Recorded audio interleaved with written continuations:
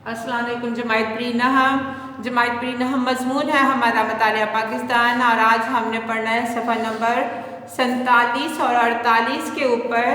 बाब नंबर 2 है और उन्वान है तहरीक पाकिस्तान और पाकिस्तान का क़याम, और उसमें जो सब टॉपिक हमने पढ़ने हैं पाकिस्तान और भारत की जंग 1965, पाक भारत जंग के वाक़यात और जंग के असरात। पाकिस्तान और भारत की जंग 1965 तो हम पढ़ चुके हुए हैं। आज हमने पढ़ना है पाक भारत जंग के वाक़यात और जंग के असरात। कि 6 सितंबर 3 बजे भारत ने गैर एलानिया जंग का आगाज़ किया और बैनुल अक़वामी सरहद अबूर करते हुए मगरबी पाकिस्तान पर हमला कर दिया। जब 1965 था, आपको मैंने पहले भी बताया हुआ है कि पाकिस्तान 2 सूबों में डिवाइड कर दिया गया हुआ था। एक कहलाता था मशरक़ी पाकिस्तान और दूसरा था मगरबी पाकिस्तान।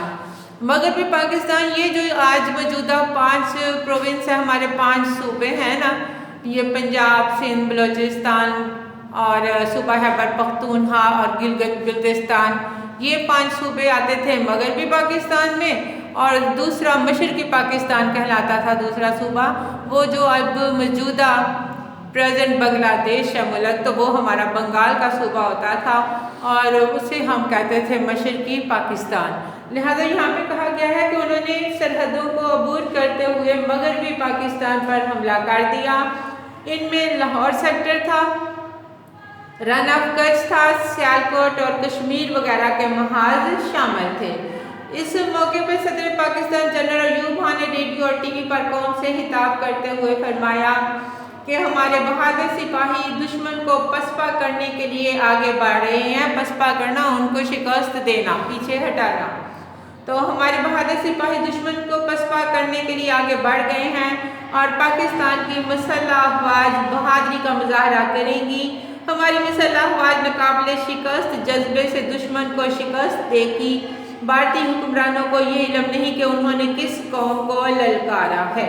ये यहाँ तक उन्होंने जो कौम से खिताब उस वक़्त किया था, ये प्लीज़ आप क्वेश्चन शार्ट हो जाता है कि सदर पाकिस्तान जनरल अयूब खान ने रेडियो और टीवी पर कौम से खिताब करते हुए क्या फरमाया। तो ये आप क्वेश्चन का आंसर देंगे यहाँ तक कि जज्बे उन्होंने किस बहादुर कौम को ललकारा है। और फिर उन्होंने आगे से कौम को ये भी कहा था कि आगे बढ़ो, खुदा तुम्हारा हामी और नासर होगा।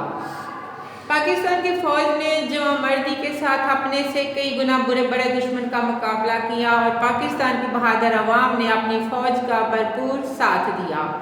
मिली नगमा ने अवाम और अफवाज के जज्बे को मज़ीद बढ़ाया कि हमारे बहुत से पाकिस्तानी सिंगर जो थे, उन्होंने ऐसे कौमी तराने, मिली नगमे गाए थे जिससे कौम के भी हौसले बुलंद हुए थे और आपकी पाक आर्मी के भी हौसले काफ़ी बुलंद हुए थे। आपकी जो मशहूर मलका तरन्नुम नूर जहाँ हैं, उन्होंने तो बहुत से ऐसे कौमी तराने गाए थे उस टाइम के लोगों को वो बहुत ज़्यादा जोश देते थे।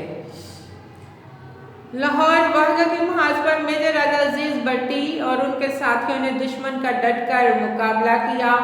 दुश्मन को अपने इलाके में दाखिल होने से रोके रखा। उन्होंने अपनी जान का नजराना तो पेश कर दिया मगर दुश्मन को कामयाब ना होने दिया और दुश्मन BRB नहर को अबूर ना कर सका। इस बहादुरी के सिले में उन्हें निशानी हैदर से नवाजा गया कि मेजर राजा अजीज़ भट्टी जो थे वो वाघा के महाज पर खड़े थे और कहा जाता है कि उन्होंने कितने रोज़ वो वहाँ पे भूखे प्यासे खड़े अपनी ज़रा सी भी जगह को नहीं थे छोड़ते। उन्हें बहुत ज़्यादा कहा जाता था कि आप कुछ खा पी लें, जाके आराम कर लें, लेकिन वो कहते थे कि दुश्मन मेरे सरहाने खड़ा हो मेरे मुल्क की सरहदों पर, तो मैं कैसे आराम से सो सकता हूँ। लिहाजा उन्होंने दिन रात दुश्मन के ऊपर वो गोलाबारी की। दुश्मन चाहते थे कि वो BRB नहर क्रॉस करके लाहौर में एंटर हों, तो उन्होंने इतनी ज़्यादा गोलाबारी दुश्मन पे करवाई थी कि वो BRB नहर को क्रॉस नहीं कर सके थे।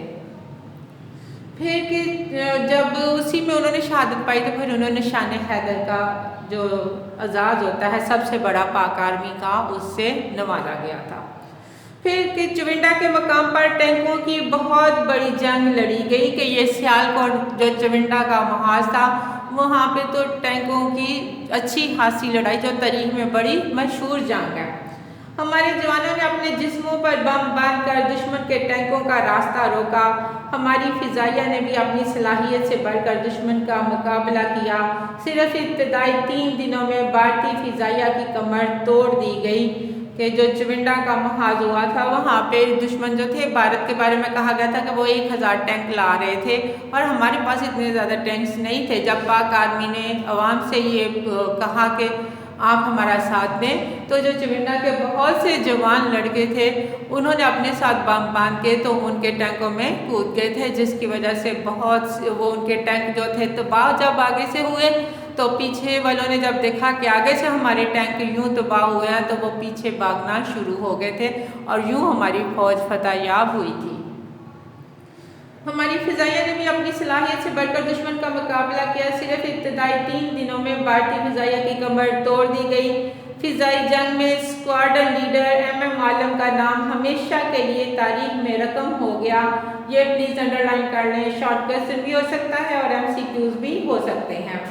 جس نے فضائی جنگ میں اسکواڈرن لیڈر MM عالم کا نام ہمیشہ کے لیے تاریخ میں رقم ہو گیا یعنی لکھ دیا گیا، جس نے صرف 1 منٹ میں بھارتی فضائیہ کے 5 جہاز فضا میں تباہ کیے، اور یہ ایک بہت بڑا ریکارڈ تھا کہ 1 منٹ میں اس وقت جو دشمن کے جہاز آئے ہوئے تھے پاکستان کے اوپر فائرنگ کرنے کے لیے، پاکستان پہ گولہ باری کرنے کے لیے، تو انہوں نے 5 جہازوں کو 1 منٹ میں ہی اڑا دیا تھا۔